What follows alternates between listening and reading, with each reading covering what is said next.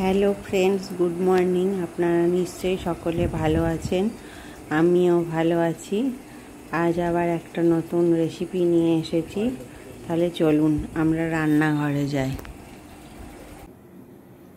আমরা মাছ নিয়ে নিয়েছি, ধুয়ে নুন হলুদ মাখিয়ে নিয়েছি। মাছগুলো এখন ভাজবো।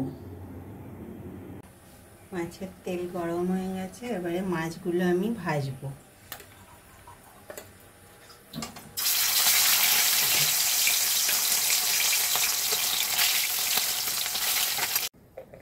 কড়াইয়ের তেল গরম হয়ে গেছে, এবারে আমি এতে একটু পাঁচ ফোড়ন দেব।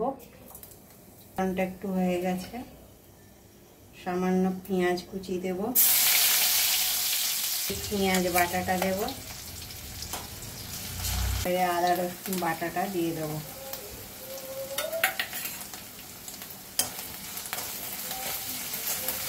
এবারে অল্প জল দিয়ে দেব,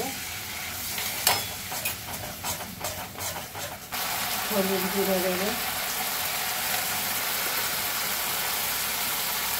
নুন দেব।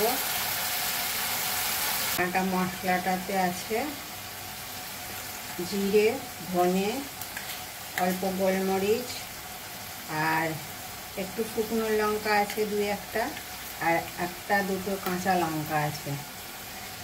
তাহলে মশলাটা আমি দিয়ে দিলাম, এবারে ভালো করে কষতে হবে। লঙ্কার গুঁড়ি দিলাম,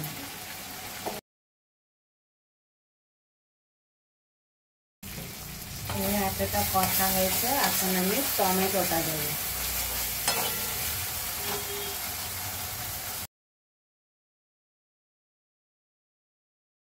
মশলাটা কষানো হয়ে গেছে, এবারে আমি ঝোল দিয়ে দেব।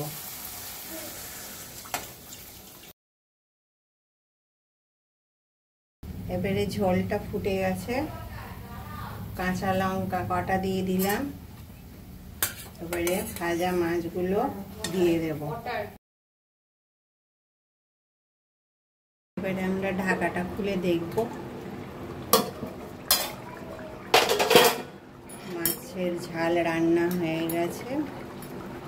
তাহলে এইভাবে আপনারাও মাছের ঝাল একবার বানাবেন অবশ্যই, আর বানিয়ে আমাকে কমেন্টে জানাবেন কেমন লাগলো আপনাদের।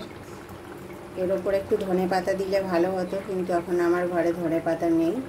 আপনারা ধনেপাতা দিয়ে দেবেন। আর আপনারা আমার চ্যানেলটাকে অবশ্যই লাইক, শেয়ার, সাবস্ক্রাইব করবেন আর আমার পাশে থাকবেন। নমস্কার।